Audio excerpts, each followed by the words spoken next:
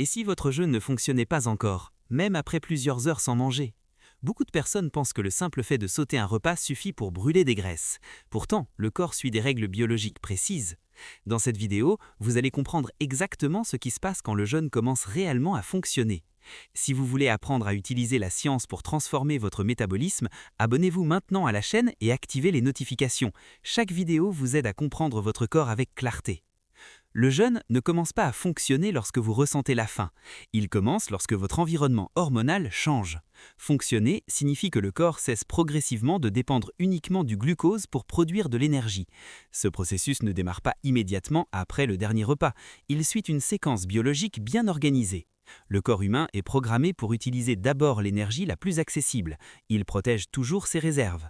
Comprendre ce moment précis est essentiel pour savoir si votre jeûne est réellement efficace.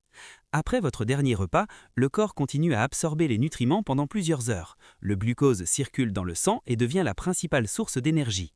L'insuline augmente pour permettre au glucose d'entrer dans les cellules. Tant que l'insuline reste élevée, la graisse stockée ne peut pas être utilisée efficacement. Même après 4 ou 6 heures sans manger, vous pouvez encore fonctionner principalement grâce au glucose. Le premier vrai signal que le jeûne fonctionne est invisible. Il s'agit de la baisse progressive de l'insuline. Lorsque vous arrêtez de manger, l'insuline commence à diminuer lentement. Si elle reste élevée, la graisse demeure bloquée dans les cellules adipeuses. Quand elle baisse suffisamment, le corps reçoit l'autorisation métabolique d'accéder aux réserves de graisse. Ce changement hormonal marque le début réel de la transition énergétique. Au début du jeûne, la faim peut sembler intense et urgente. Souvent, elle est liée aux habitudes et aux horaires plus qu'un réel besoin énergétique. Après quelques heures, la faim peut devenir plus stable ou diminuer temporairement. Cela se produit parce que les hormones de la faim fluctuent naturellement en vagues. Cette stabilisation peut indiquer que le corps commence à s'adapter. Le corps stocke le glucose sous forme de glucogène dans le foie et les muscles. Pendant le jeûne, le foie libère ce glycogène pour maintenir un niveau d'énergie stable. Au fil des heures, ces réserves diminuent progressivement. Lorsque le glycogène baisse de manière significative, le corps doit envisager une nouvelle source d'énergie. C'est à ce moment que la mobilisation des graisses commence à s'intensifier. Lorsque les réserves de glycogène diminuent fortement, le corps comprend qu'il ne peut plus dépendre uniquement du glucose. Un changement hormonal plus profond s'installe. Le glucagon augmente et stimule la libération d'énergie stockée. Ce signal indique que le corps commence à chercher un carburant plus durable. Les cellules graisseuses libèrent alors des acides gras dans la circulation sanguine. Ce moment marque une étape importante. Le jeûne ne consiste plus seulement à ne pas manger, il devient une adaptation métabolique. Les graisses stockées dans le tissu adipeux ne disparaissent pas seules, elles doivent être transformées en molécules utilisables. Lorsque l'insuline est suffisamment basse, les cellules graisseuses libèrent des acides gras. Ces acides gras circulent dans le sang et peuvent être utilisés par les muscles comme source d'énergie. Ce processus s'appelle la lipolyse. C'est un signe clair que le jeûne commence à produire un effet réel. Cependant, utiliser un peu de graisse ne signifie pas encore que la graisse est devenue la source principale. Le cerveau fonctionne habituellement avec du glucose. Il en consomme une quantité importante chaque jour. Lorsque le jeûne se prolonge, le corps doit protéger le cerveau contre un manque d'énergie. Le foie commence alors à transformer certains acides gras en cétones. Les cétones sont capables d'alimenter le cerveau de manière efficace.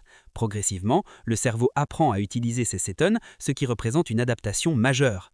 Certaines personnes rapportent une sensation d'énergie plus stable après plusieurs heures de jeûne. Il peut y avoir moins de fluctuations, moins de coups de fatigue soudains. Cette stabilité est souvent liée à l'utilisation croissante des graisses et des cétones. Le niveau de sucre dans le sang devient plus régulier. Cette clarté mentale est l'un des signes que le corps commence à fonctionner différemment. Le foie agit comme un centre de transformation énergétique. Lorsque les acides gras augmentent dans le sang, le foie en convertit une partie en cétones. Ce processus s'intensifie généralement après plusieurs heures de jeûne continu. Les cétones deviennent alors une source d'énergie alternative importante, surtout pour le cerveau. Quand leur production augmente de façon mesurable, cela indique que le jeûne est réellement entré dans une phase plus profonde. Au début du jeûne, certaines personnes ressentent des maux de tête ou une légère fatigue. Cela ne signifie pas que le jeûne est dangereux. Souvent, le corps est simplement en train de s'adapter. La diminution du glucose habituel, la baisse de l'insuline et les changements hormonaux peuvent créer une sensation inhabituelle. Il peut aussi y avoir une légère déshydratation ou une diminution des électrolytes. Ces sensations sont généralement temporaires et diminuent lorsque le corps devient plus flexible sur le plan métabolique. Un signe intéressant que le jeûne commence à fonctionner est la diminution progressive de la faim excessive. Lorsque le corps devient capable d'utiliser la graisse plus facilement, il dépend moins des apports constants en glucose. Les hormones de la faim deviennent plus stables. Vous pouvez remarquer que vous pensez moins souvent à la nourriture. Cela indique que votre organisme commence à gagner en efficacité énergétique. La flexibilité métabolique signifie que votre corps peut passer facilement du glucose aux graisses comme source d'énergie. Une personne flexible ressent généralement moins de fatigue entre les repas. Elle peut rester plusieurs heures sans manger sans chute brutale d'énergie. Son niveau de concentration reste relativement stable. C'est l'un des signes les plus fiables que le jeûne commence à produire un effet profond. Manger très tard le soir peut maintenir l'insuline élevée pendant la nuit. Consommer régulièrement des boissons sucrées ou des collations fréquentes peut empêcher la baisse hormonale nécessaire.